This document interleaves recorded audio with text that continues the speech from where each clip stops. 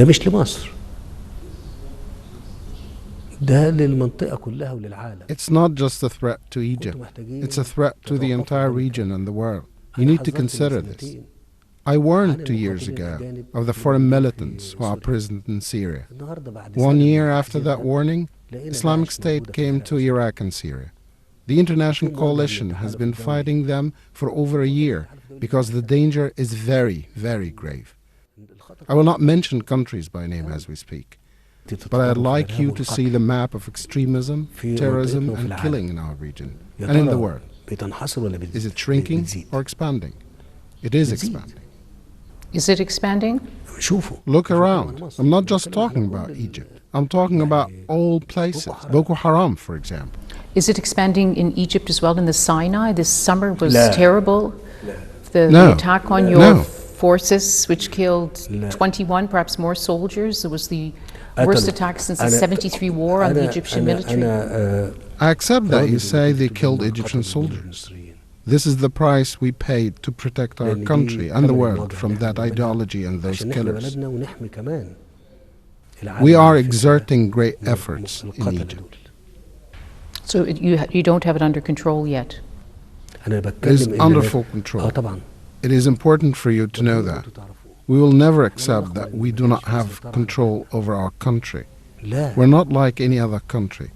It's the key role of the army to have control over Egypt and to prevent those killers from terrifying or killing Egyptians. Whoever raises arms should be confronted. I believe that is what you taught us in your country. And you do not allow violence against the state or against the security forces.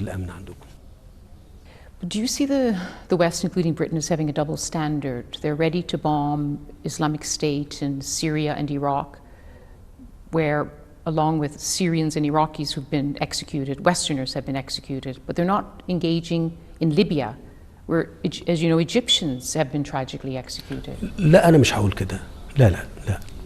No, I would not say so. They spend a lot of time studying to make sure of their decision before they implement it. The groups they are fighting move much faster than the countries confronting them. It's not a matter of double standards. The point is, they take a long time to feel the threat, as evidenced by the fact that when I warned them 2.5 years ago that the fighters in Syria would pose a threat to all of us, it took them a whole year to study the issue until they made a decision. We now say to them there is a threat in Libya, which we need to confront. I hope it won't take a long time to respond. You had said that if the Americans resume military aid to Egypt, which they have with the delivery of the F-16s and the Apaches, that you would consider joining the attacks against Islamic State in Iraq and Syria. Are you considering that now? We are part of the coalition, and we are making efforts to confront ISIS and extremist elements on all Egyptian territories. We are in a real confrontation. But you're not going to join the air campaign? You're one of the most powerful Arab armies. The whole world is now in Iraq and Syria. Russia is there, and Europe is there. So there is more than enough. You mentioned Russia. Do you see eye to eye with Russia, with whom you have a very strong relationship when it comes to Syria? Look, we all need to determine the threats in order of priority. I believe the biggest threat for all of us is represented in the extremist ideology and those groups. We all have to work to confront that ideology and those groups.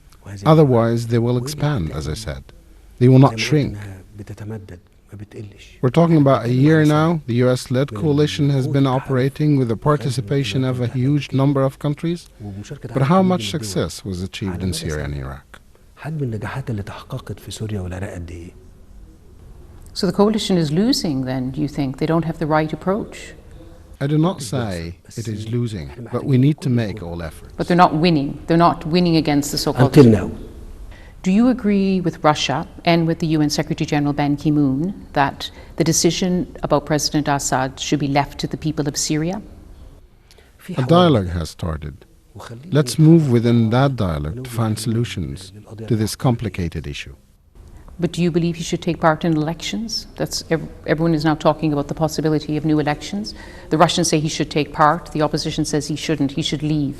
أنا واضح. I'm clear. أنا واضح. The only thing I'm concerned about is that the Syrian state and its institutions do not collapse, and that the terrorism in Syria does not move to neighboring countries and threaten the security and stability of the region. This is very important.